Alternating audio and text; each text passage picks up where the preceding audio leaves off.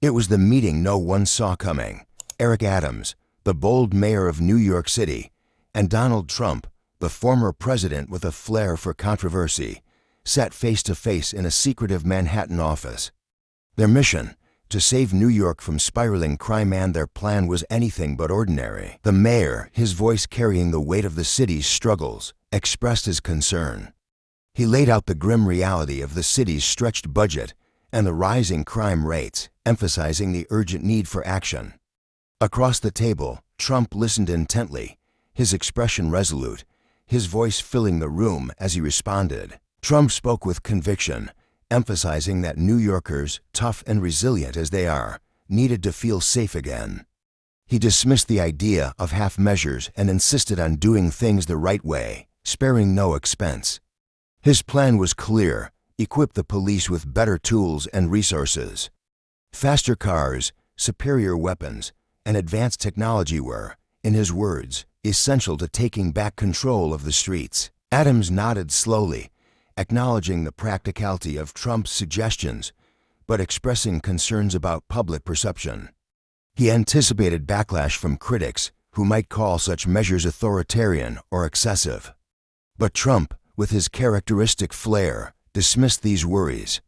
He argued that people cared more about safety than politics, that results would speak louder than protests, and that visible change would silence the naysayers. The mayor, thoughtful and measured, raised the issue of trust.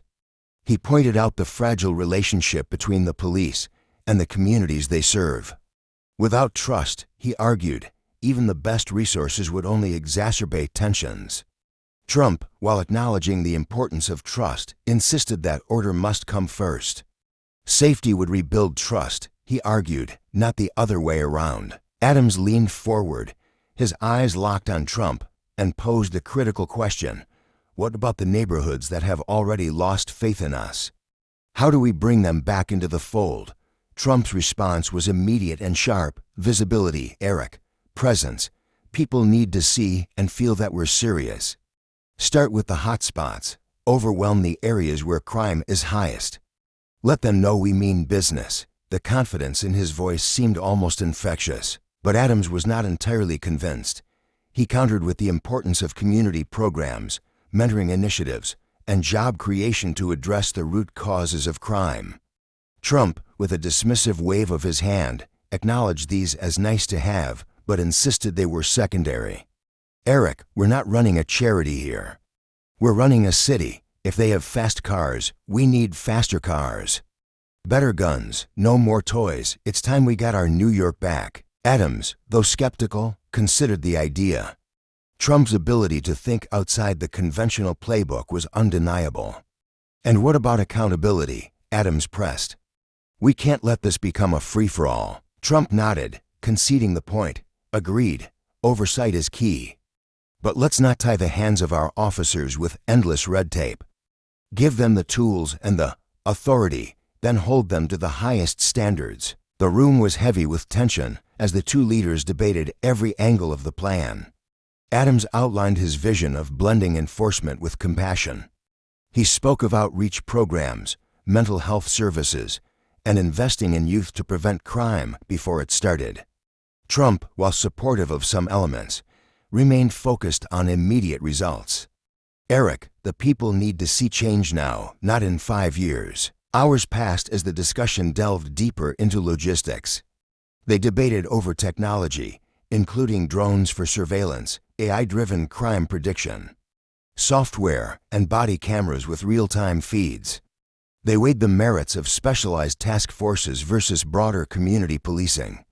At every turn, the balance between force and trust, aggression and compassion, was at the forefront of their minds. Trump, ever the showman, suggested a public launch of their initiative. Let's show them we're united on this, a press conference. We'll announce the plan together, no leaks, no spin, just facts.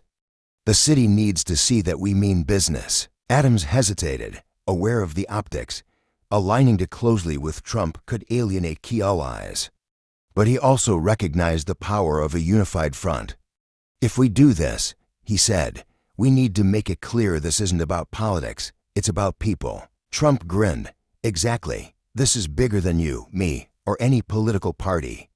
This is about saving New York.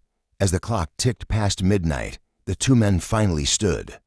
Adams extended a hand across the table, and Trump clasped it firmly. Their handshake was a silent agreement, a commitment to an ambitious, controversial plan that would test the limits of their leadership and the resilience of a city that never sleeps. And so, their partnership began. A blend of unlikely allies, bold ideas, and high stakes. Their mission was clear: to reclaim the streets of New York, no matter the cost.